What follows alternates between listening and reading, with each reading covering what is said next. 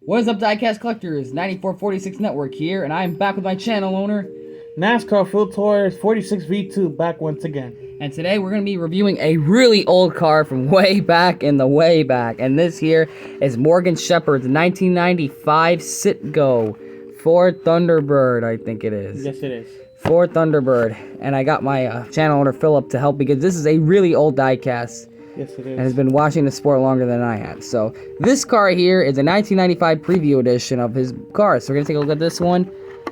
And we're going to go piece by piece of the box because it's old. I haven't done it before. Alright, there we go. That's one way of doing it. So there it is. There's the card for anyone that wants to see it. Morgan Shepard. As you can tell.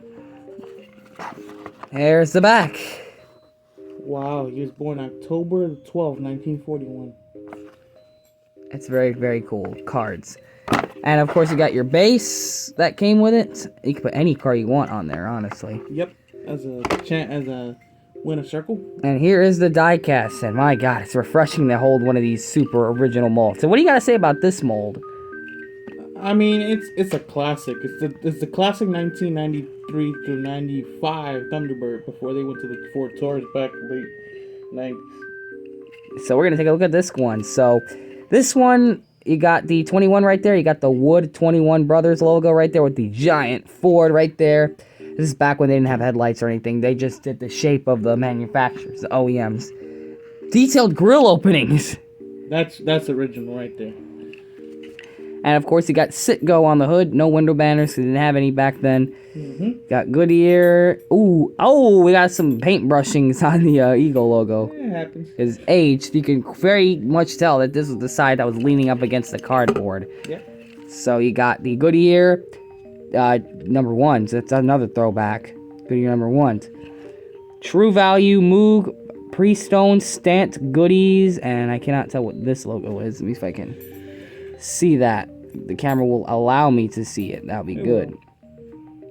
I think that's one of the originals. I don't think it's alive right now, but that's one of the sponsors. I think that's Hertz shifting transmissions. Transmissions. I think there's a couple other things there. I think Mellow Yellow's in this. I think Bowman. Yeah. Number 21 right there. Ford, Ericsson, DuPont, and you got a little mark next to that. It's like a race version. You got the pit road jack thing, so they know where to lift him up. That's Mac Tools. Mac Tools, the original Mac Tools. You got Morgan Shepard. And of course you got Citgo, Purelator. And on the back you got Citgo number 21. Very simple bumper design, yeah. I'm gonna say. You can feel the pride. I think this car showed up in the movie Days of Thunder. I'm not too sure. But in the movie, I don't think the movie did it justice due to the fact of the different shades. Yes. But as you know, that this car was in Days of Thunder. Just small glimpse. Small glimpse. You'll see it in the movie. It's one of the background cars. You can feel the pride. That's pretty cool that they actually have the slogan. And it looks like it's an eagle back there, but these graphics are so small and older, you probably can't tell what it is. And number 21. So the paint scheme, they sprayed it a matte white. Even through the gloves, I feel that this is a matte finish. So the outline to the number, of course, is a dark blue, navy blue outline with that red-orange number fill. It's almost like a bright orange that the camera's trying its best to do justice with. And there's even a box around the 21, because as you can tell, there's a little bit of an outline to it underneath. It's like boxy. And for the paint scheme itself, it starts out with that day glowish reddish. It's like a mix of day glow red and day glow orange. Yep. Which is interesting. So you got this front valence of the car, painted that way. Across the side skirts and across to the back bumper where it's all that same color, that day glowish red-orange. And of course on the top you have the white, and if you look at the hood, the orange day glow kind of wraps around the shape of the hood, which is painted that same red color. Alright, so it does have blacked out windows, but hey, this is an older car. It's Race Champions back in 95, so you might not get what you want. So until you find out what we're talking about when you get talking about clear windshield, year 2001, 2000 is when Race Champions came back with the NASCAR Winston Cup, Dodge Intrepids, and the new Monte Carlos in 2001. That's when they started introducing you to the new Millennium cars with the see-through glass, and you know, you can see all the other components in the car. So yeah, this is. That's basically the paint scheme. Now, this is a really nice paint scheme. I'd love to see Harrison Burton do, even with the new number placement. I'm sure it'll still look good. It'll stick. So you got the Citgo blue, which I really like how that dark blue just blends with all the bright colors of the car. This is, wow, I mean, this is like an older, this is way back when sponsorship was very important in NASCAR. And back in, I think 2001 or 2000, late 2000 is when we found out that Jeff Burton moved to Roush. And the 21 still had this paint scheme in particular, but the 21 on this one was square, but the other one was like a little bit cut off. Like the one was like a little bit weird, it slanted a little bit on the top of the number one, and it was like futuristic. So, but back, I think Michael Waltrip drove the 21, I believe. That's what I heard, right? Yeah, sometime around there. I wasn't even alive. I wasn't even around to see a lot of this stuff, so I wouldn't know, but that's why we have historians of the sport kind of get a closer look at these things. So you guys, a 360 view of it. I really like this paint scheme personally. I would love for them to even run this as a primary for Harrison's. I'm gonna give us a 360 view of it all the way around. Looks really, really nice. I really like this one. I think out of all the retro ones, this is definitely the oldest diecast I've ever reviewed on the channel. It's absolutely amazing. Preview edition, yeah. This is way back when, 95. So the mold itself was made in 1992, as you can see the molded out letters, and they kept this all the way until 1995.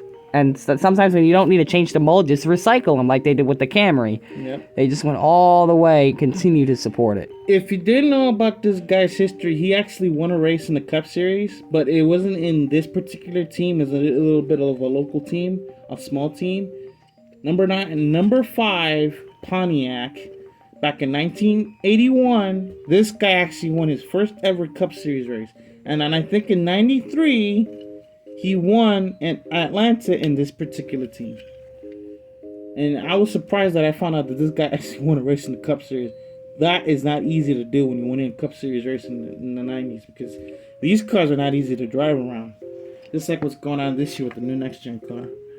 Yep, and I think it's pretty fitting that I reviewed this because we've had so many modern diecast reviews and we completely forgot about giving guys the retros, and I decided to choose this one because the 21 car for 2022 is going to be an interesting one. So let's give them the retro one and see what we get out of it.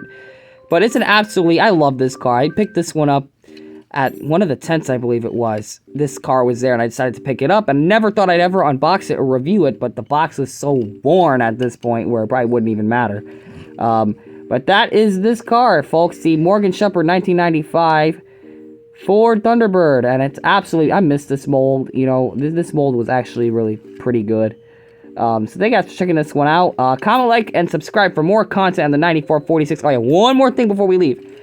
The black wheels. Can you imagine if they actually painted the rims the same color as this? Has got a little booper in the background there. But it'd be so awesome if they got the colored rims. That would really make this car even better. Yeah. DuPont! That was another logo I had pointed out before, but I'm just shocked to see it because I'm used to seeing DuPont on Jeff Gordon's car. That came a little later on in the year 1990. Actually, it's in the same year right now, 1995. That was the year when this guy, Richard Petty, Richard Petty actually retired in that year. Gordon stepped in as a rookie first year in Atlanta, and then Petty, retired. And kind of reminds me of how Exalta is on the Haas cars, even though they're... So I guess they had like multiple factories painting multiple cars. Yep. Because I guess that's what they were. That's what the sponsor's based on. The big question was Mac Tools. That was a big sponsor too on this car.